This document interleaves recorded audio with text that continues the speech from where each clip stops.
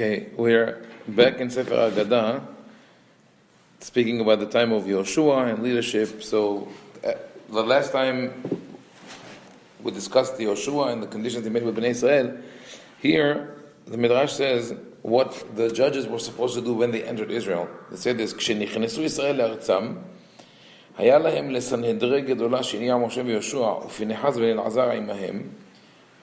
This is when Am Yisrael entered the land, what did they have to do? The Sanhedrin Gdolah, the leadership, the judges, who Moshe Yeshua passed on the leadership to, and Pinchas ben Elazar, who was the high priest.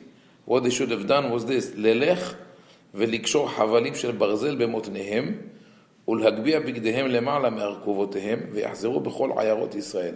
They said they had to pull your robes so they don't drag on the floor, on the ground. Tie it with an iron rope. I know it sounds like Opus Dei, the people who inflict pain upon themselves, but the Hakamim don't mean that. They mean that don't pay attention to the difficulties of the road, where you have to go up. Your ropes are going to drag on the floor. They're going to get dirty. Okay, pick it up. Like roll your sleeves. That's what they're saying. Roll your sleeves. Either if the belt or the whatever they used to girdle themselves with is going to break or to tear, take one made of iron. Just keep on going. Move throughout the whole, all Ayarot Israel. So we'll see what Hachamim require of those leaders to do. But what they say is you cannot stay in your ivory tower and from there lead the people. You have to know what is happening on the ground. You have to talk to the people and teach them and learn from them as well. This is interesting because in the way that historians were looking at the development of the Haskalah, Enlightenment, and Reform movement in European country versus the Sephardic world, one of the things that they've noticed is this: rabbis in the European world was usually cloistered. They were in their study. The rabbi would get a salary from the community to sit and learn. And they would only come to him with questions, halachic questions and issues like that. In the Sephardic community, the rabbi was involved in everything. He would visit people in their homes. He would take care of the kashrut. He would take care of education. He would be involved with the people. And for that reason, they say that the Ashkenazi rabbis were taken by surprise with progress and development, because they didn't know that things are happening in people's families and homes. They had their sort of ideal abstract world of Torah. They had no idea what was happening in people's minds, in people's lives. Whereas the Sephardic rabbis were very well aware. A good example is Rabbi Yosef Messas, who you remember we spoke about him several times.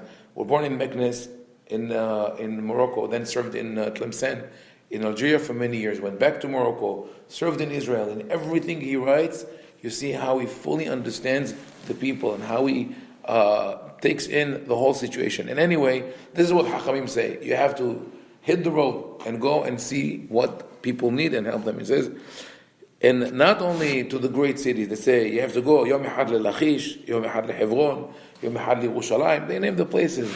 וכן לכל מקומות ישראל, וילמדו את ישראל דרך ארץ בשנה ושתיים ושלוש, עד שיתיישבו ישראל בארצם, כדי שיתקדש שמו של הקדוש ברוך הוא. They have to go around and make sure that everybody is settled in the right way. They know what to do. They have what they need.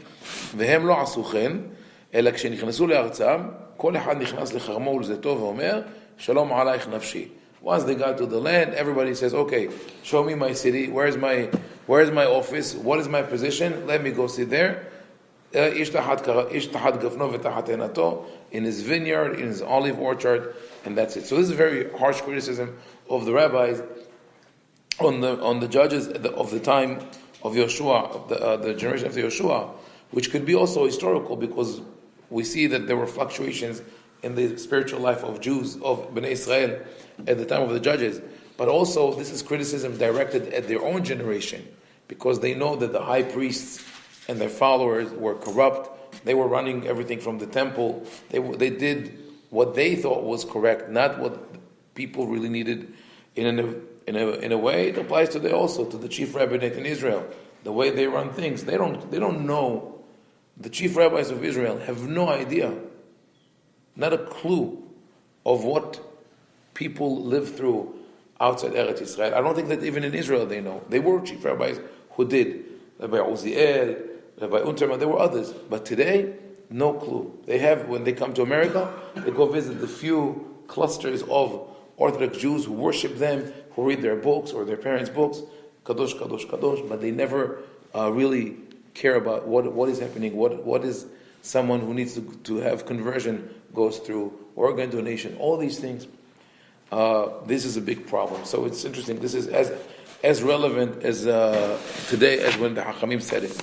So if we continue with the issue of leadership, then we move to one of the judges that even though in the Tanakh she is praised, she has a very high status, in rabbinic literature they put her down in a way. And that's interesting. It's like in the Tanakh, women have a higher status than in the time of the rabbis. Within 1,000 years from when the words were written to the rabbinic times, there was a deterioration in women's status. And part of it is because of Greek influence, because the Greeks were misogynists. They didn't care much about women's status. Even the bracha that we say, Shelo asani isha, that some people say, Shelo asani isha, who would not make me a woman, was borrowed from Greek literature. And they looked down on women. They didn't think that women could be intelligent or that they could be scholars. So here, in a relatively late midrash, maybe 4th or 5th century, the midrash says this: "Udvora isha nevi'ah, eshet lapidot, ve'ish shofetet et Yisrael ba'et hayid." This is what the Navi says. Devorah was a prophet, a judge. She judged Israel. She was eshet lapidot, which some people say that she was the wife of a man called Lapidot, or she had a flaming personality, like a lapid, like a torch. So Rabbi Berichia אומר 4 דברים: אוי לחי שצריך למת, אוי לגיבור שצריך לחלש, אוי לפיקח שצריך לשומע, אוי לדור שאישה מנהגתו. 4 things are terrible. They are reversal of the natural order. When a live person is relying on a dead person, when a mighty person relies on a weak one, when one who has a healthy eyesight needs to rely on a blind person, so all these things are a reversal of the natural order. Similarly, and it says, "Oi, woe to the generation! This is terrible if a generation is led by a woman." So we looked at the story of the Devorah Nevi'ah and then say, wow, it was a great woman who leads Am Yisrael. They say they were terrible people because they deteriorated to the point where a woman became their leader. This is the biblical glass ceiling. So this is how they speak about Devorah. And here's another entry from the Midrash, also a late Midrash, Tana Develiyahu Rabbah, which is 7th, 8th century. It says this: "Vehi yoshevet tachat tomer." She was sitting under the palm tree and judging Bnei Israel. Why under the tree? Why would Devorah be sitting under the tree? If we know Tanakh, we know that all the judges were sitting under trees. Shaul is described sitting under the tree.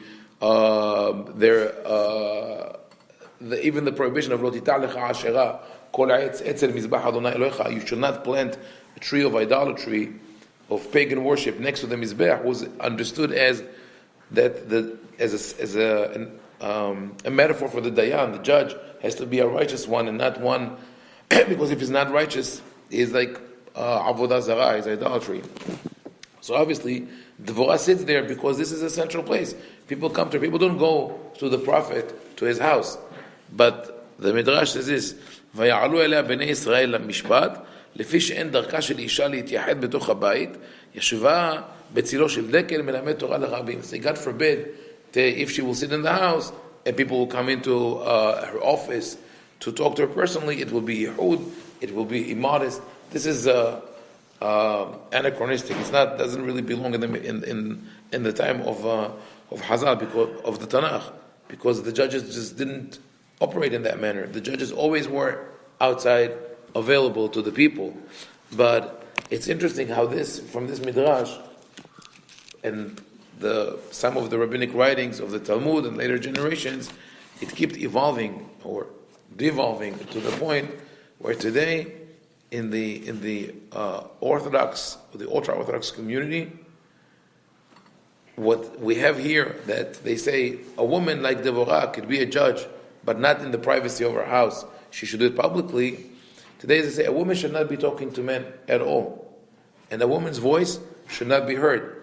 And if you ask someone who edits a religious magazine, what makes your publication Orthodox or religious, what he should have said, and I heard such an interview, what he should have said, we teach values, we teach ethics, we don't engage in lashon hara, in gossip, in calumny, we don't speak about celebrities, etc., etc. Instead, he says, we don't put pictures of women, and we don't quote women by name.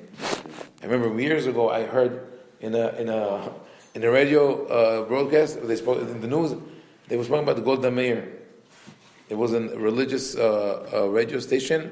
This is Gimel Meir. So God forbid, you can't even mention her name. So this is when you see a trend that starts in that manner, ends up in a quite negative way. But this is the take of the Midrash. We'll go back to just conclude with the take of the Tanakh. The Torah does describe Devorah as a great leader, and her Shirat Devorah is an amazing work of poetry. And we should learn from that to restore that idea of leadership to those who are fit to serve as leaders, and not to separate by gender or by other classifications. Baruch Adonai, Amen ve'amen.